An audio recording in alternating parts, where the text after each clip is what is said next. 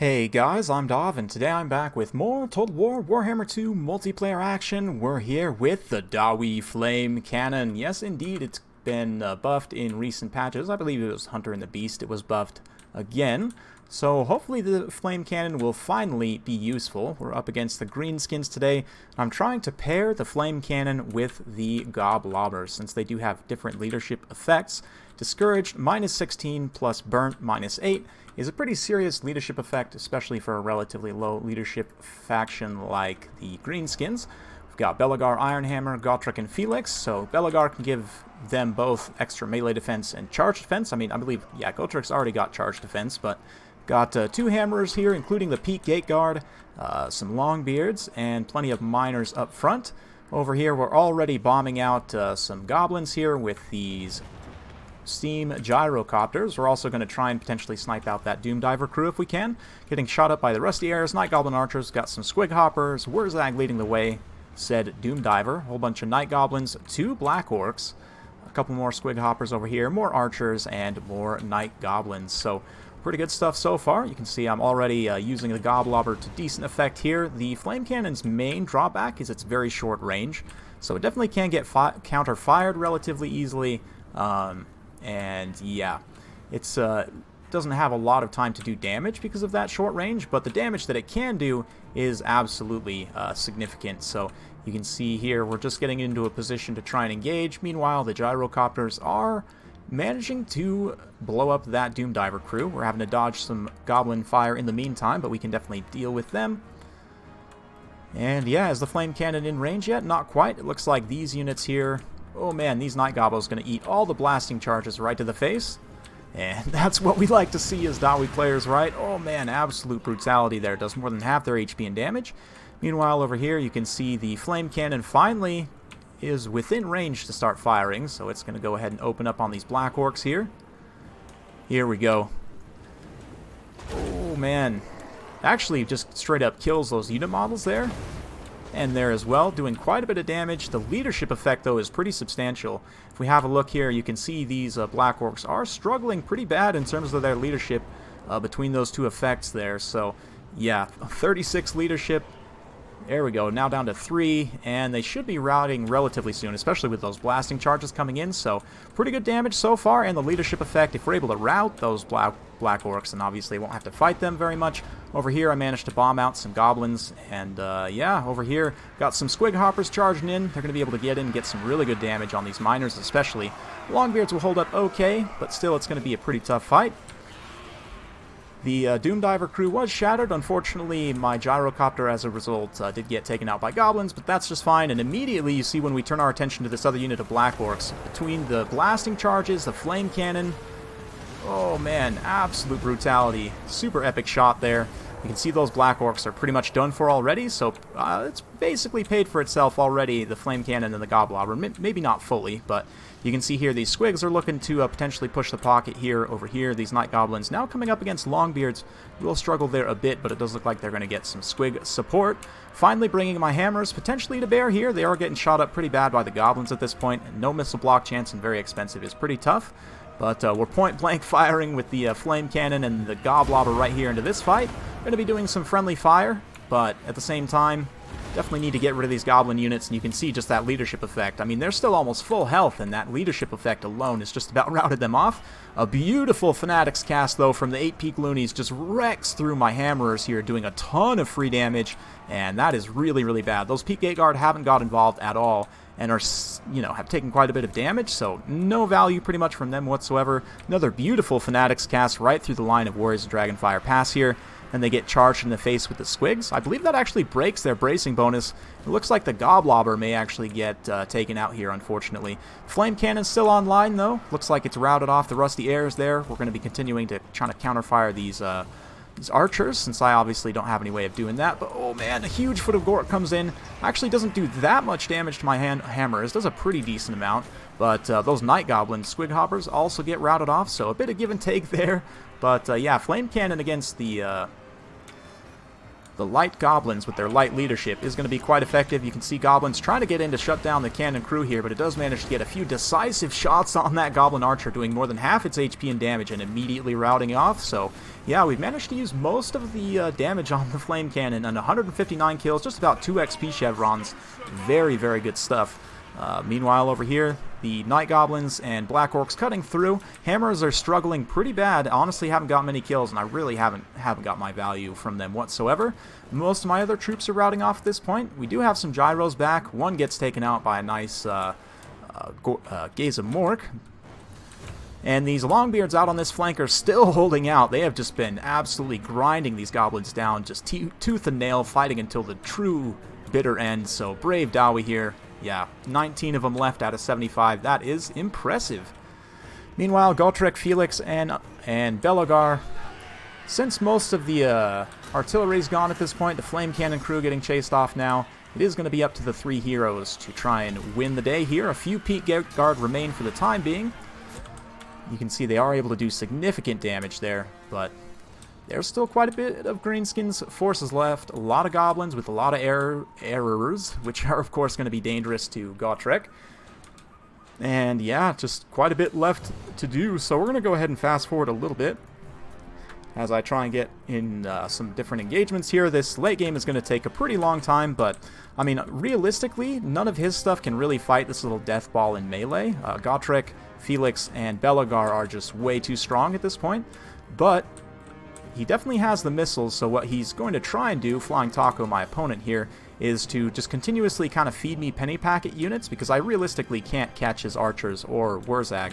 He's going to cycle charge with Wurzag as much as he can and continue to shoot in with the Night Goblins. Fanatics cast there, and yeah, you can see Gotrek and Felix. Oh man, Felix takes the brunt of that one though, saving Gotrek's skin from the nastiness. Actually, probably worse to take that on Felix since he doesn't have the magic resistance, but still. You can see here I'm just kind of fanning out, trying to prepare for a charge if I can. If we can countercharge Wurzag as well, and maybe get some hits with, like, Felix just got a counter strike right there, did a little bit of damage. That's going to be what I need to do in this kind of a situation. So we'll keep fast forwarding here as I try and do just that. Countercharge, especially with Belegar, because he has such good defensive stats, and also expert charge defense as well. You know, it doesn't really matter for a large unit necessarily, but he does quite a bit of damage as well to Wurzag, because Wurzag doesn't have much armor, so Belegar is actually going to be very nice.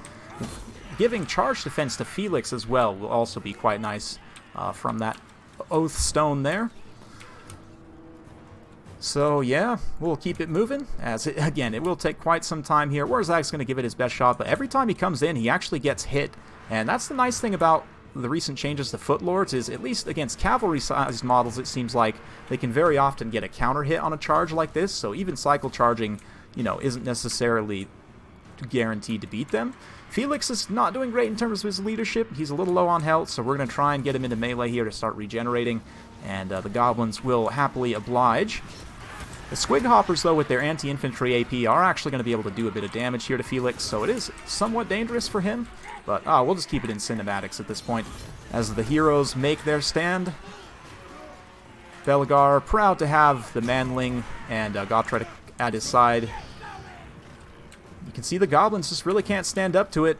Oh man, it looks like Felix, did he go down there? Oh man, he's still alive. Took a big hit from Wurzag there, though.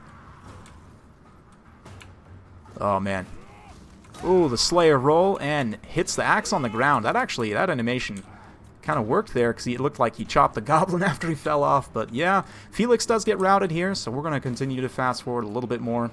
Felix actually gets finished off there by Wurzag, so at the death of his friend, Gotrek probably just goes into a mad frenzy, and we're going to just try and get into a fight with anything we can at this point. The arrows are doing quite a bit of damage to Gotrek, and of course with Felix gone, I don't really have a way of healing, but it looks like Flying Taco's just about out of ammo. He does have just a handful of volleys left on those Night Goblin archers, so we will see. It's going to be tight. You can see Wurzag charged is in here. He's going to continue to try and cycle charge as much as possible, but again, that Mighty Oathstone, of course, Gotrek already has charge defense, but expert charge defense means the infantry won't get a charge bonus, and that extra melee defense certainly does matter as well. Gotrek gets a very nice healing proc there. It doesn't do a ton, but definitely keeping him on the field at this point.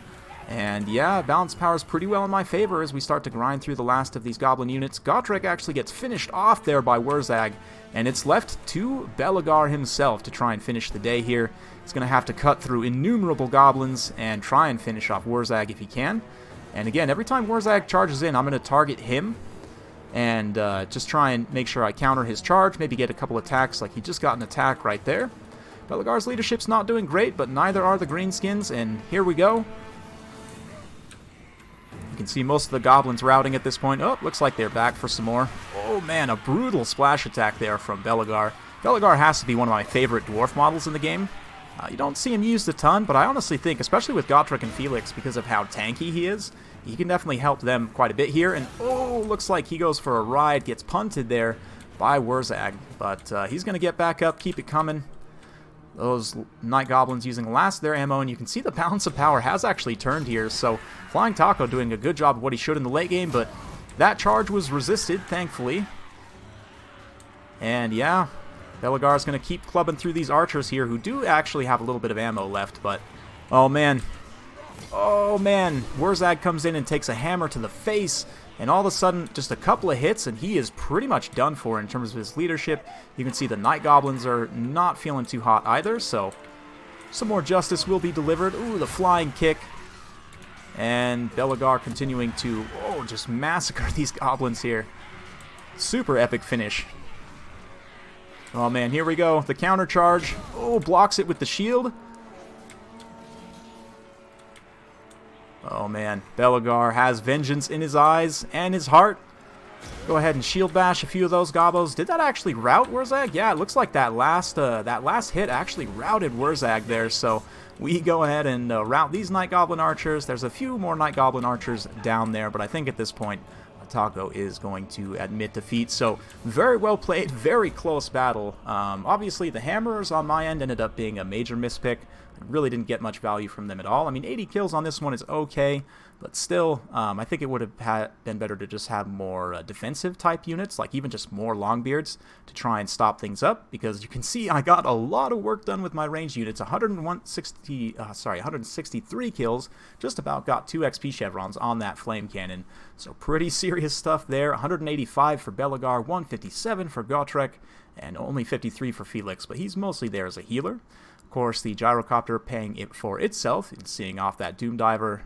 And yeah, Goblobber probably didn't end up paying for itself in terms of kills, but the leadership effect was significant.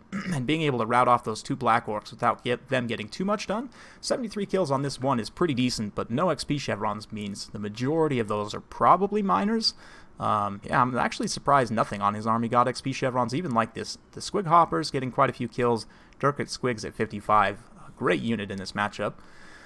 But yeah, Flame Cannon ended up being too much. So how viable is the Flame Cannon at this point? I'm not really sure. I need to test it out in some more matchups and see. But potentially in matchups where you aren't going to face counter-fire type artillery, so like you won't face like cannons or bolt throwers, for example, the Flame Cannon actually could be pretty decent. Maybe against like Greenskins, maybe Wood Elves, Beastmen perhaps, although that could be a little bit tougher with the Cygors. Yeah, I'll have to kind of play around with it a little bit more and see. Potentially Tomb Kings as well, although I do think that's a tiny bit risky.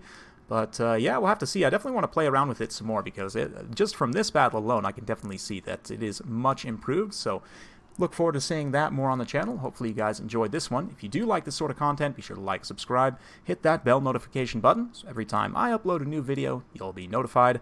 Thanks again for watching, and we'll see you next time.